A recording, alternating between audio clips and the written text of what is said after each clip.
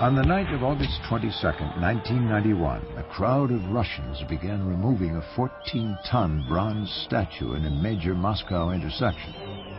It was an act that years earlier would surely have cost them their lives. But on this night, as democracy was budding in the Soviet Union, the statue represented all that was wrong with the country. For those in attendance, its removal signified the end of an era.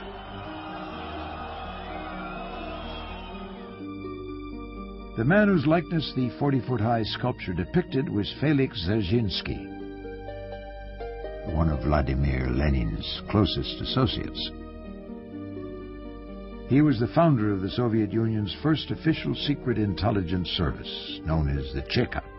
After the 1917 revolution, the Cheka began the brutal suppression of any and all opposition to the new communist regime.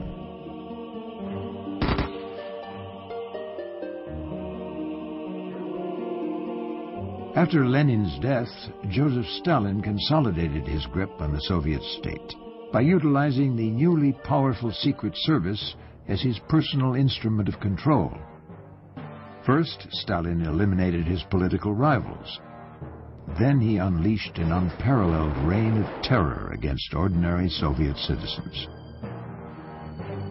Throughout the 1930s and 40s, millions died in bloody purges at the hands of Stalin's secret police, now called the NKVD. The NKVD spread a deadly network of agents around the world. Assassins routinely murdered ideological opponents abroad, the most famous being Trotsky, who was assassinated in Mexico in 1940. And NKVD spies routinely gathered vital military secrets from friends and foes alike. They penetrated top-secret British and American nuclear facilities and provided Russian scientists with highly detailed information on America's development of the atom bomb.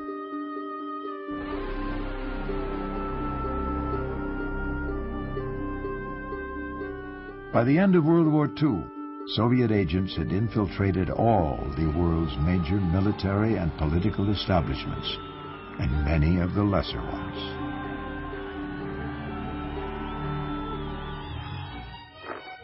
At the beginning of the 1950s, the NKVD got a new name, one that would instill terror in the Western world: the KGB.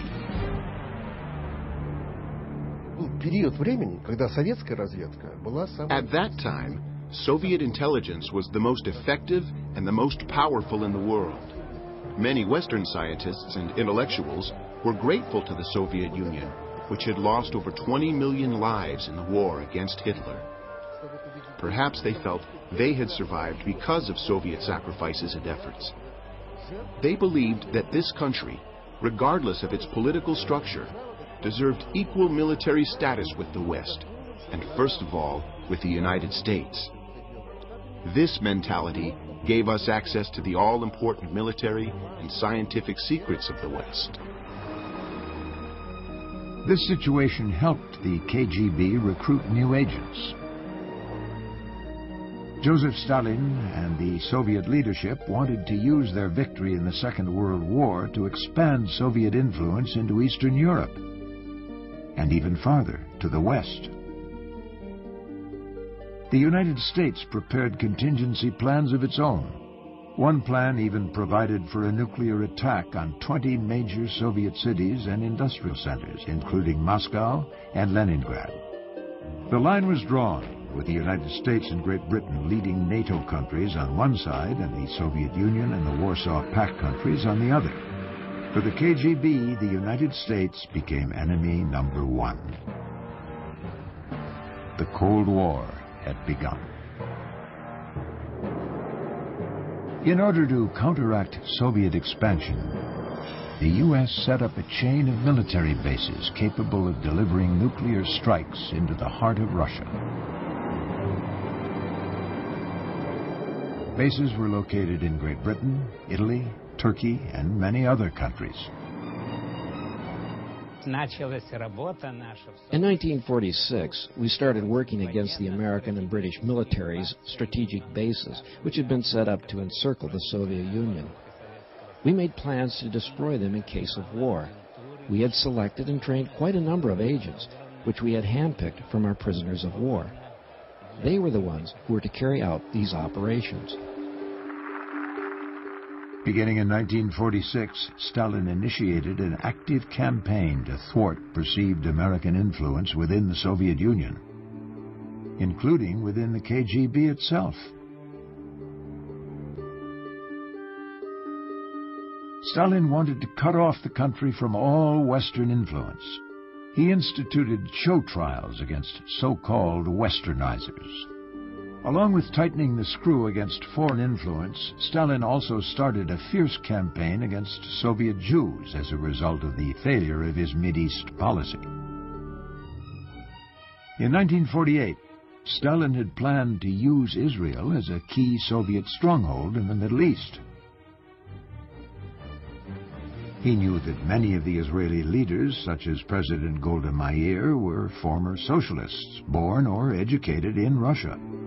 He believed that world Jewry would be grateful to the Soviet Union for its major contribution to the defeat of the Nazis. On Stalin's orders, Soviet intelligence secretly supported the Jews in Palestine in their struggle against the British. And the Soviet Union was one of the first to vote in the United Nations for the creation of the Jewish state. But from its very birth, it was evident that Israel had no intention of building a socialist state on the Soviet model. On the contrary, Israel looked to the U.S. as its closest ally. Stalin felt betrayed and turned his wrath on the Jews in his own country, from the most humble to the most prominent. Solomon Mihoils was famous in the Soviet Union as an actor and theater director. He formed and chaired the Jewish Anti-Fascist Committee. In 1943, Stalin sent Mihoils on a war fundraising tour to the United States. Mihoils fulfilled the mission and brought many American donations to Moscow.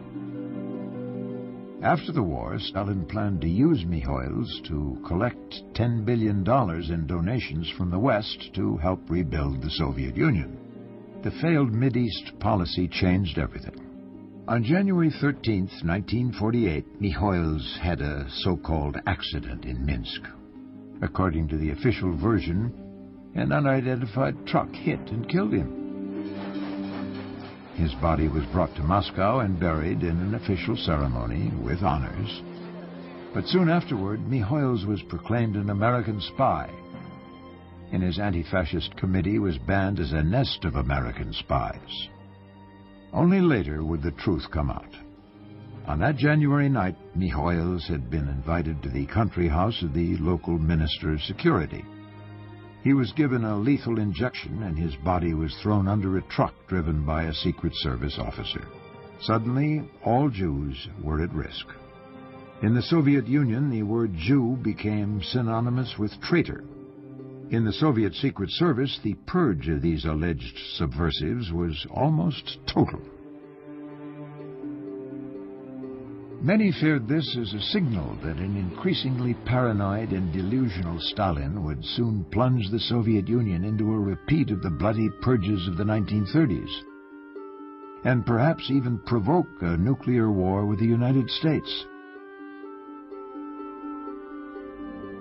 Then, unexpectedly, in March 1953, the great dictator Joseph Stalin died.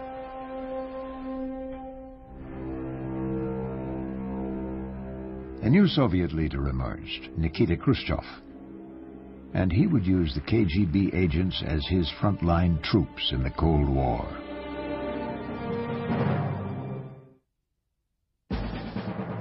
In 1956, at a closed plenary session of the all-powerful Communist Party, Khrushchev exposed some of the horrors of Stalin's regime and of the Secret Service that had carried out his criminal dictates. Just the little he revealed caused a sensation. Many of those present cried. Some even fainted. For the KGB, it was a time of uncertainty. After the Congress of the Communist Party in 1956, there were investigations into the illegal methods used in the secret security services. Many officers were dismissed. Some of them were punished. A lot of new people came into the KGB from the Ministry of Foreign Affairs, the Institute for International Relations, and the Institute of Foreign Trade. In 1958, Khrushchev fired Ivan Serov, the thuggish head of the KGB. He had been heavily involved in Stalin's bloody purges. Then Alexander Shelepin received a call from the Kremlin. Just on the eve of the new year, Khrushchev called me in for a meeting. He said he would recommend me for the position of the new head of KGB. He said we need a new, energetic man to lead the fight against the old elements in KGB, to carry on the process of rehabilitation of the purge victims. I said, Nikita Sergeyevich, I greatly respect you, but I cannot accept the position. I can't. I'm scared even to walk past the headquarters. I just can't. He said, you should not worry about it. Within the Soviet Union, Khrushchev's spring thaw was an attempt to lessen the consequences of Stalinism. He opened the notorious gulags, scenes of unspeakable atrocities. He released political prisoners and rehabilitated the reputations of thousands of victims of the purges. On the other hand, Khrushchev became a militant Cold Warrior, sending in troops to crush the Hungarian uprising of 1956, and pounding on his desk at the United Nations, shouting that he would bury the United States. Khrushchev didn't hesitate to use KGB operatives in his attempt to achieve that goal. The first victims of the KGB were Russian opponents in exile from the communist regime or defectors to the West. They were traitors sentenced to death by our court. Traitors had to be executed, but the West was hiding them, changing their appearance with plastic surgeries, moving them from one place to another. One night there, another day here. Yes, we were hunting them, and we didn't always succeed in finding them, but sometimes we did. There were cases of fatal car accidents, or somebody would die in the street from alcohol poisoning. Others just kicked the bucket, with our help or without. It's difficult to tell for sure now. As for the political killings, well, those were exceptional cases. In 1957, while Moscow hosted a World Peace Festival for students, a KGB assassin killed Lev Rebet, a vociferous anti-Soviet thinker in Germany.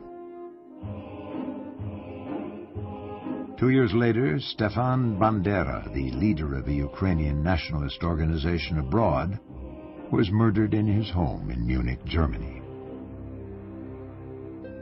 Both Rebet and Bandera were murdered by one of the KGB's most reliable and expert assassins, Bohdan Stashinsky. His method was both ingenious and horrific. He sprayed his victims with a high dosage of cyanide mist.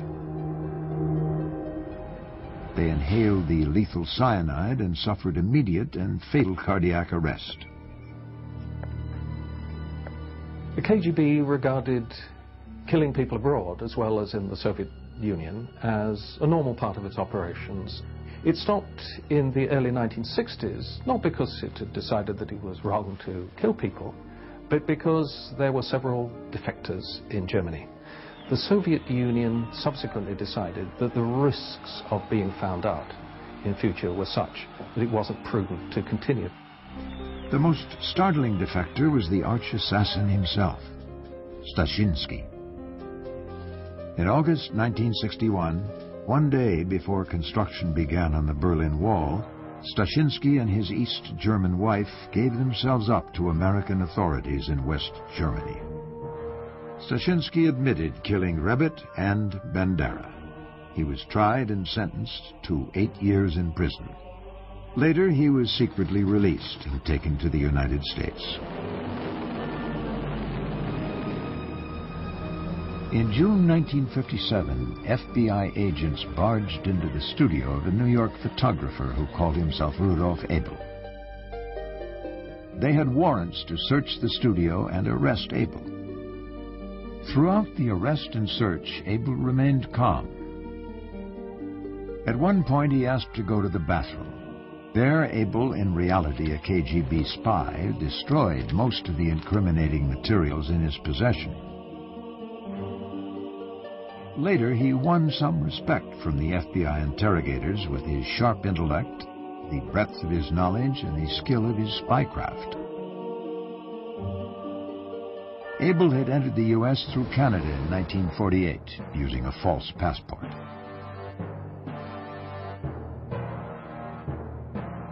Over the course of 9 years, he set up and ran from his New York studio what was perhaps the most effective Soviet spy operation ever. Colonel Rudolf Abel was probably the best spy that Soviets ever had in the United States. He was more a spy master than a spy. In other words, he ran an organization. He was trained in the Soviet Union, fluent in several languages. He ran a network out of New York. People would report to him and he would handle their reports. I believe to this day the extent of his activities is not known. Rudolf Abel's agents passed him information on nuclear weapons, the newest strategic and technological developments in the American military, as well as highly confidential political secrets. Abel was sentenced to 30 years in prison. The Russians, however, wanted their valuable spy back. Their chance came in 1961. On May 1st, Soviet missiles shot down an American spy plane, the U-2, over Soviet territory. The pilot, Francis Gary Powers, was captured. The Soviets offered to exchange Powers for Abel. By an official letter, President Kennedy agreed to the exchange of the two top spies.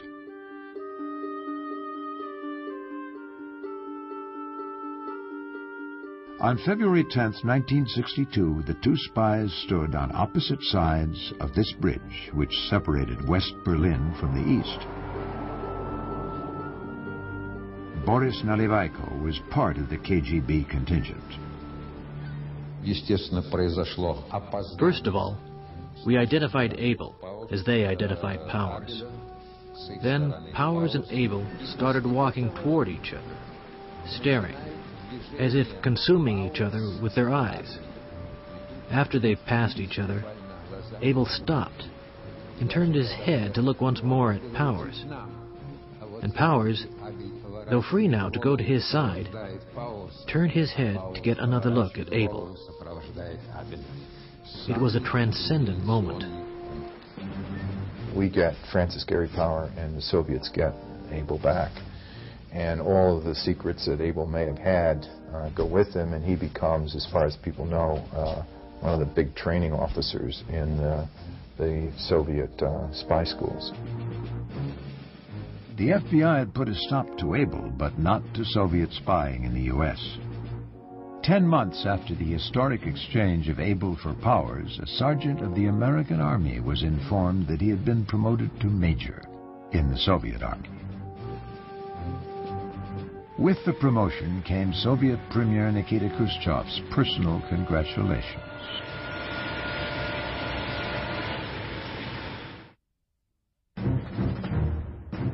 For 11 years, Sergeant Robert Lee Johnson, a U.S. Army soldier, had been on the payroll of the Soviet Union. As a security officer at U.S. missile bases in California, he passed along invaluable military information, including at one time a sample of missile fuel to the Russians. But he filed his most damaging reports after he was transferred to security at the U.S. Armed Forces Courier Center, at Paris's Orly Airport. The Courier Center was a key communications transit center for materials and code systems being sent from the States to NATO headquarters, as well as to American forces in Europe and the U.S. Sixth Fleet. In February 1961, Johnson walked out of the Courier Center with a small briefcase stuffed with secret documents. KGB officer Vitaly Izhumov was Johnson's handler in France. We had 2 tag teams working on the case. The first team took the documents from Johnson and brought them back to the city, where they handed it over to a second team. The second team smuggled the materials into the Soviet embassy. There, our specialists opened the envelopes, photocopied the papers, put everything back, resealed the envelopes, and returned them to the first team to return to Johnson. This operation was repeated 17 times. For Moscow, it was an incredible windfall. The Soviets got unprecedented access to vital American military secrets, including U.S. and NATO defense plans in Europe, the quantity and location of nuclear missiles in Europe, and most importantly, descriptions of American coding systems.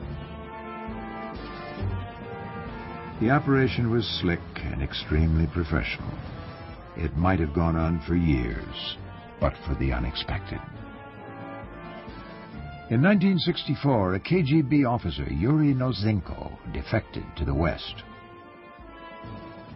He exposed Robert Johnson, who was subsequently arrested, tried, and sentenced to 25 years in prison. Johnson's arrest was a great loss for the KGB, but not a fatal one. KGB operatives were masters at compromising and recruiting new spies. If the KGB gets some material, compromising material on a person, mainly it is connected either with sexual or with homosexual affairs or something, they usually show the material. If a person rejects the offer, they send this material to his superiors or to the relatives. But the most popular approach when you recruit a person is gradual approach on an ideological basis. You see, common ideology, or you're a left-winger, I'm a left-winger. George Blake was recruited because of his ideology. During the Korean War, he worked as a British intelligence officer.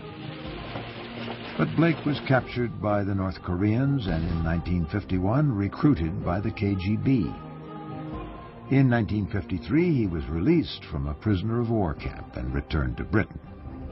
He resumed work in anti-Soviet intelligence. No one suspected that George Blake had become a double agent.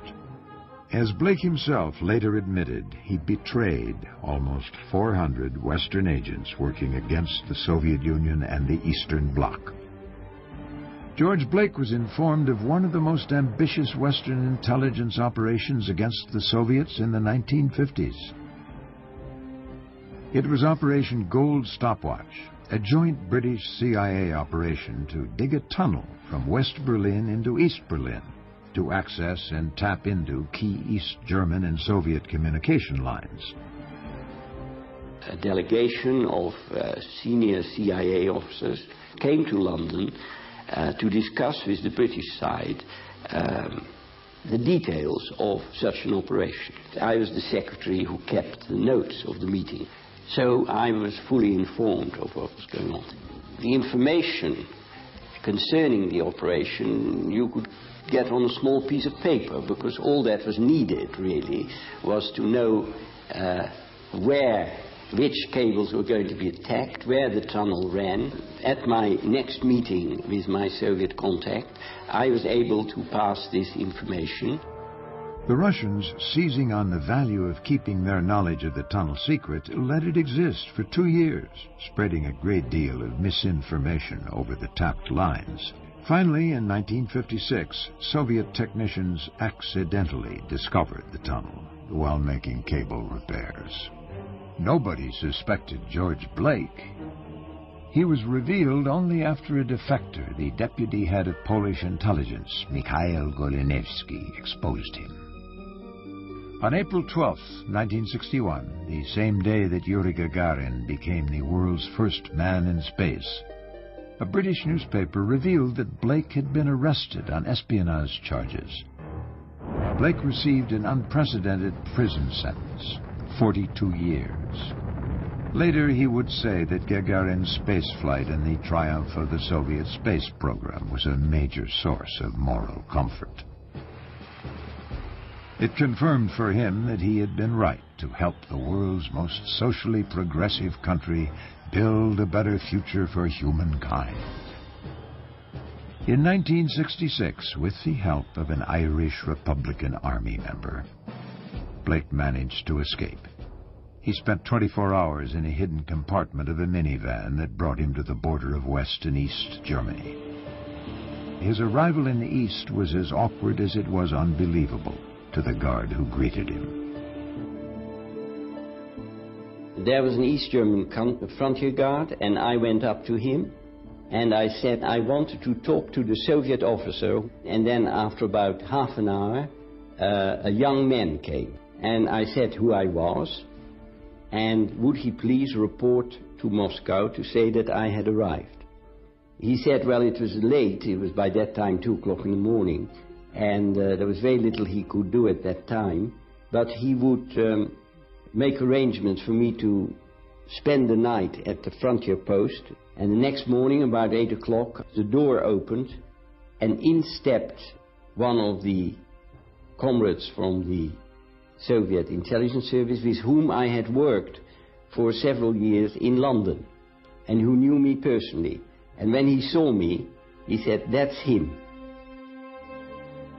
In Moscow, George Blake was rewarded with a large flat and a country house. He married a Russian woman and worked as a translator for more than 30 years until his death in Moscow in 1996. His counterpart, a high-ranking Russian military intelligence officer, was not so lucky.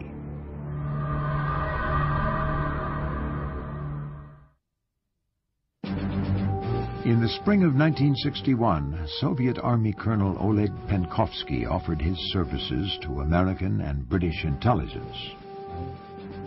Penkovsky was a remarkable catch. He'd received Russia's highest military awards for bravery in World War II. He'd mingled with the leading members of Soviet society, and his friends and patrons were highly positioned military officers. But Oleg Penkovsky had developed a vehement hatred for the Soviet regime. The American and British agents who worked with him were taken aback by his intensity. He went so far as to seriously suggest planting small nuclear devices near key strategic installations in Moscow, such as the headquarters of the KGB, the general headquarters of the military, and the Communist Party headquarters. He even urged the Americans to make a preventive nuclear strike and annihilate the city of Moscow in order to decapitate the Soviet monster. Penkovsky began spying for the Americans at a time when U.S.-Soviet relations were rapidly deteriorating. In an attempt to alleviate tensions, President Kennedy met with Soviet Premier Nikita Khrushchev in Vienna in June 1961. The meeting ended in a stalemate, but Penkovsky was able to give the CIA a classified Russian report on the meeting, detailing how the Russians intended to respond to the Americans. 2 months later, Khrushchev ordered the construction of the Berlin Wall. In the resultant crisis, American tanks faced off against Russian tanks. Only 50 yards and barbed wire separated the two superpowers.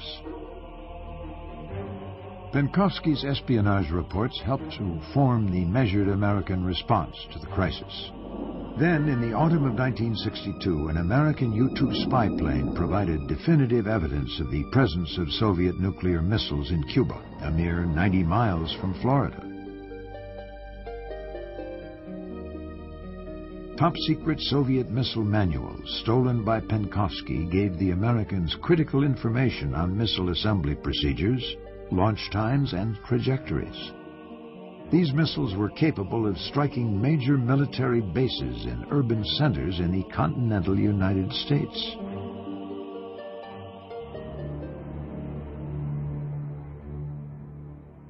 Kennedy demanded that Khrushchev remove the missiles. Khrushchev stonewalled. The world teetered on the brink of war. But Kennedy had an ace in the hole: Oleg Penkovsky. His secret reports detailed the Soviet Union's strategic plans in the event of war and provided a complete description of Soviet strategic nuclear missile forces, including the number of nuclear warheads and their capacity. Penkovsky's information revealed that the Soviet Union was decisively lagging behind the West in the nuclear arms race by a ratio of 17 to 1.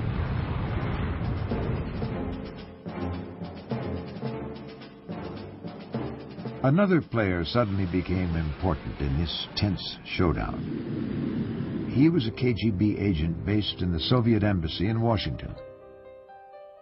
The CIA knew him as Fomin. His real name was Alexander Feklisov.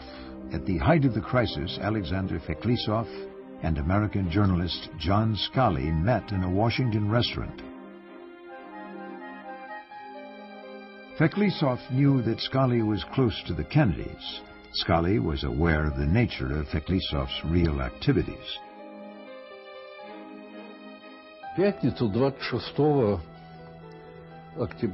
On Friday, October 26th, we met at the Occidental Grill restaurant.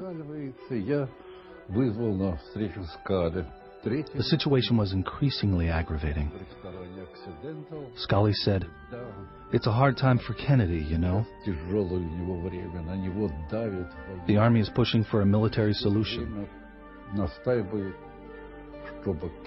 They want to go in and bomb all the Soviet installations on Cuba, and then invade Cuba and depose Fidel Castro."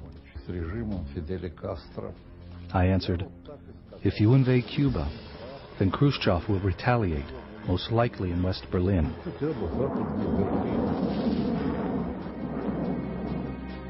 Feklisov reported the conversation to the Soviet ambassador. Scully briefed President Kennedy. That same evening, Scully and Feklisov met again.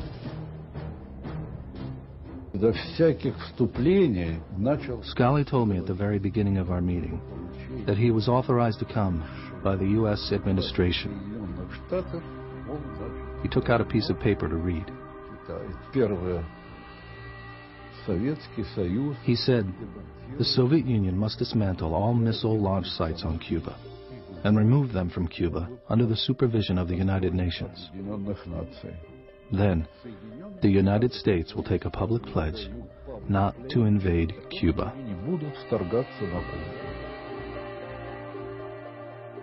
Feklisov drafted a cable about this extremely important meeting with Kennedy's representative to be forwarded to Moscow with the U.S. proposal. When Feklisov came to the Soviet ambassador in the U.S. to ask him to send the cable about the meeting with Scully, the ambassador refused. He did not dare. Then Feklisov sent the cable directly to the KGB, addressed to me personally. I had the cable put on Khrushchev's desk. Time was running out. Then suddenly, Moscow broadcast the news that Khrushchev would remove the missiles from Cuba. The world stepped back from the brink of nuclear destruction. In this Washington restaurant, there's a small commemorative plaque on top of one of the tables. It reads, "At this table, during the tense moments of the Cuban crisis in October 1962, a Russian offer to withdraw missiles from Cuba was passed by the mysterious Mr. X to ABC TV correspondent John Scully."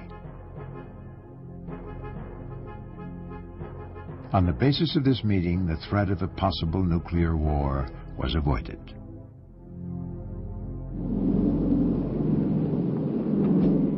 Khrushchev's erratic policies, both abroad and at home, had made him powerful enemies within the Soviet hierarchy. Some experts suggest that Oleg Penkovsky may have been used by them to get at Khrushchev. Penkovsky добывающий офицер. Penkovsky was an officer with limited clearances. He had no authorization to know the secrets of the Soviet General Headquarters, such as how many strategic missiles we had, what kind they were, how they were armed. But somehow Penkovsky found out. Somebody had to give him access to these documents.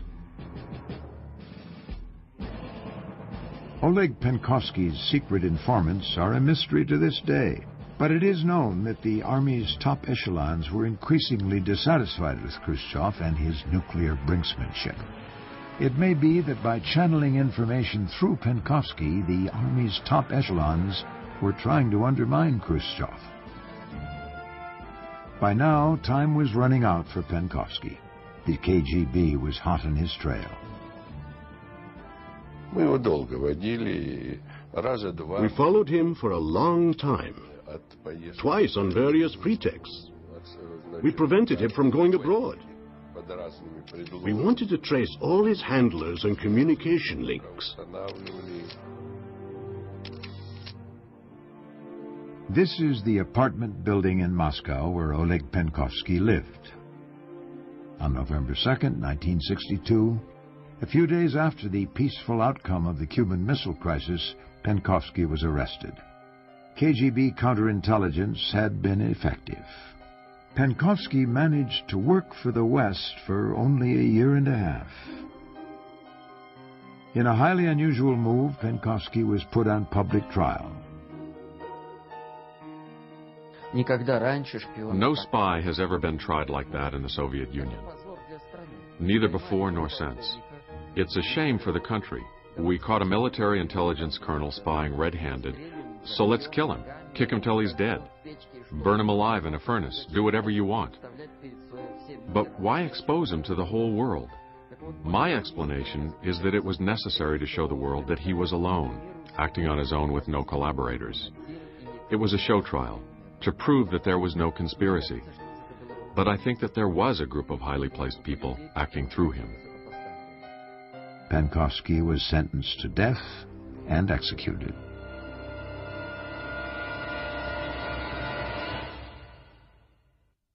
But by then, Khrushchev's grip on power was slipping. His deputy, Leonid Brezhnev, wanted him out of the way. Brezhnev met secretly with Vladimir Semichostny, head of the KGB. Brezhnev said we should find a way to physically remove Khrushchev. Maybe poison him or just shoot him. I told him it's impossible, because I personally cannot do it alone. I must get men from his security service to do that. I must give them details. Then Brezhnev asked if we could arrest him. I said, Leonid Ilyich, if you want the KGB to take part in this, only the plenary session of the Central Committee can give such an order. I won't do it otherwise. In 1964, Khrushchev was deposed. Leonid Brezhnev became Russia's new premier. Like his predecessor, Brezhnev strongly supported the KGB as a secret weapon of the Cold War. Soon he would land a valuable American traitor.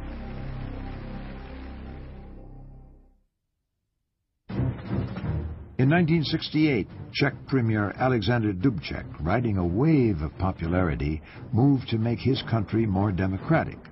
Leonid Brezhnev crushed the Prague Spring with tanks. The KGB was among the first to feel the backlash of the brutal suppression of the democratic movement in Czechoslovakia. 1968 was a black year for the KGB. After the events in Czechoslovakia, some of our foreign agents working for ideological reasons refused to cooperate with us. The Soviets felt the reverberations for years.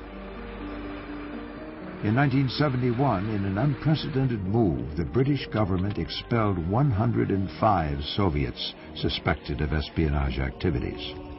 Similar expulsions followed in other European countries. It was an unanticipated and serious blow to the KGB. It became harder to place our agents. The Americans and British started doing what we had been doing since the October Revolution. They infiltrated our service even more.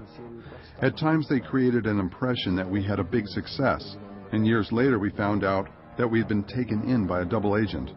We became cautious, afraid to make a move. They achieved their goal. But even in its decline, the KGB remained a force to be reckoned with, as the Americans were to discover to their great cost. One of the KGB's most valuable recruits in the late 1960s was an American naval officer named John Walker. About 1967, and the records vary whether it was 67, 68, Walker literally walked into the Russian embassy and offered to spy for them. He gave them copies of classified communications. He gave them access to key cards, which could read our crypto machines. These were the family jewels of American intelligence. John Walker passed so many code keys to his KGB handlers that the Russians were able to decode over 1 million secret U.S. military messages. Among the many casualties of John Walker's betrayals were a series of American bombing missions during the Vietnam War. Too often, the CIA and Pentagon got the impression that, impossible as it seemed, the North Vietnamese seemed fully aware of American bombing runs, targets, timing, and payload. Before the planes were even airborne, the North Vietnamese were ready, thanks to John Walker. Walker was a new type of agent, completely uninterested in ideology, passionately interested in power and money. For 17 years, Walker evaded notice and suspicion. Finally, a KGB defector named him as a longtime Soviet mole. Walker was arrested and sentenced to life in prison. Under Brezhnev, the stagnation of Soviet society accelerated, and KGB repressions escalated to levels unseen in previous years. The so-called establishment didn't blame itself. Instead, it laid the blame for a country's ills on the dissident movement. Soviet dissidents had been mounting a campaign to expose the corruption of the Soviet state and the cruelty of the KGB. The head of the KGB from 1967 to 1981, and shortly thereafter leader of the Soviet Union for 2 years, Andropov, was obsessed by what he called ideological subversion, ideological sabotage. And he believed that from the moment that a dissident like Andrei Sakharov, for example, was free to put his views, to call for the introduction of democratic values and the destruction of the one-party state, the whole system might begin to crumble. Nobel laureate physicist Andrei Sakharov was the father of the Russian hydrogen bomb.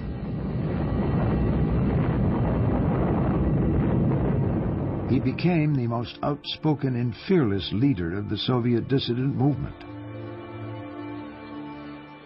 The Soviet authorities retaliated by sending him into indefinite exile in the town of Gorky. With the help of doctors, the KGB did everything possible to drive the scientist insane. They watched him 24 hours a day. But Sakharov was still lucky.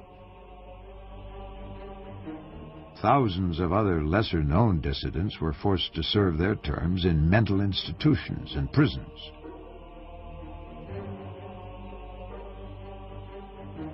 All the way through the Cold War, the KGB is obsessed with dealing with its ideological opponents. It's not simply an intelligence-gathering organization.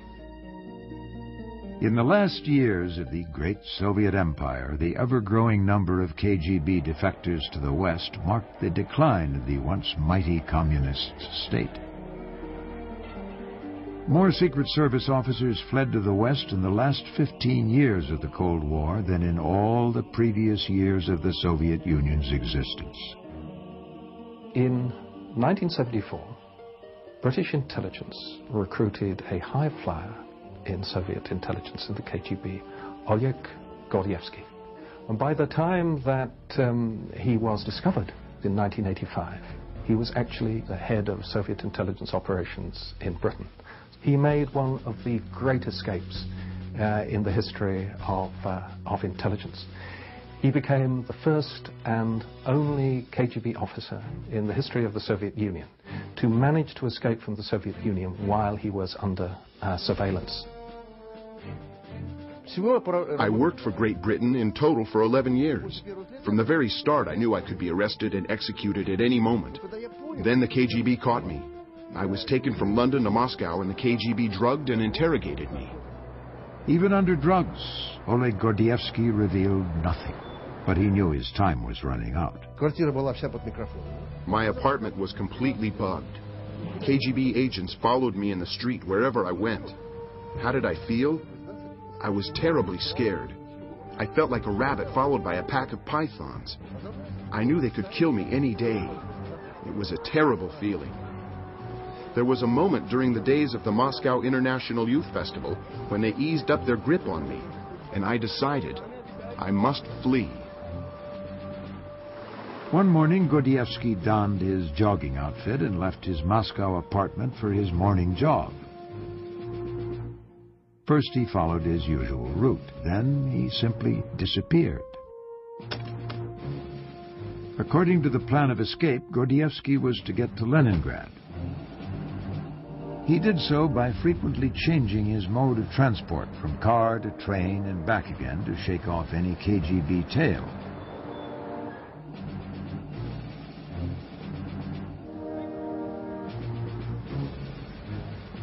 Near Leningrad, he climbed into a car sent especially for the rescue operation by British intelligence. A few hours later, Oleg Gordievsky successfully crossed the Finnish border in the trunk of the car.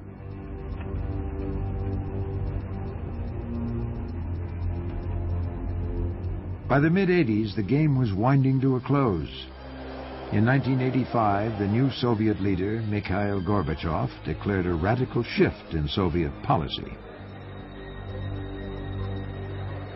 It was called Perestroika. The old guard, like the head of the KGB, Vladimir Khrushchev, felt that a catastrophe was brewing and that Gorbachev was doing nothing about it. They saw everything they had cherished and believed in disintegrating. They were convinced something had to be done. Vladimir Khrushchev was the head of the KGB, and he came to the conclusion that Gorbachev had to go. At the end of August 1991, Khrushchev and his co-conspirators announced on Soviet television that Gorbachev was sick and declared martial law to safeguard the country. I read several government reports on this, classified information. I got an impression that the KGB was, not surprisingly, at the center of the coup against Gorbachev. But Russia had gone too far down the road of reform. The people of Moscow rose in protest. After 2 days of a dramatic standoff, the coup leaders lost their nerve and retreated. They were arrested. The head of the KGB, Vladimir Khrushchev, was interrogated in Moscow. But Gorbachev's own poor performance during the coup cost him the support of the country. The new hero was Russian President Boris Yeltsin. Addressing a crowd of thousands gathered in front of KGB headquarters in downtown Moscow, Yeltsin promised Russians that the old KGB would be reformed. That promise is what spurred a cheering crowd to remove the symbol of the old communist regime. The monument to the founder of Soviet secret intelligence, Felix Dzerzhinsky. By the end of 1991, the old KGB ceased to exist along with the Soviet Union itself. A long story full of sound and fury, of deceits and betrayals, of death and torture, and at times of great bravery, daring, and ingenuity, had come to an end.